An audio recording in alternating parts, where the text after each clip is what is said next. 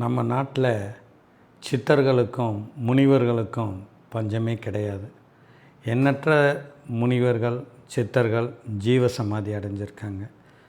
அந்த வகையில் சித்தர் பூமின்னு சொல்லப்படுற பாண்டிச்சேரியில் லட்சுமண சுவாமிகள் அப்படின்ற சித்தர் கீழ்ப்புத்துப்பட்டு அப்படின்ற இடத்துல ஜீவசமாதி அடைஞ்சிருக்கார்.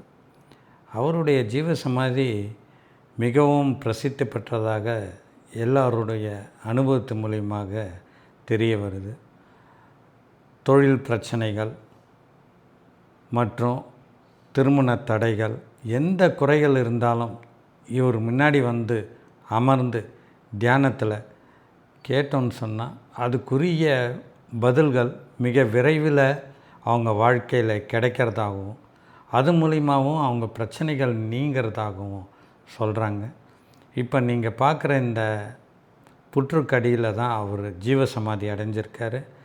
அவர் சமாதி அடைஞ்ச சில நாட்களிலே இந்த புற்று வந்து மேலே வர தொடங்கியிருக்கு.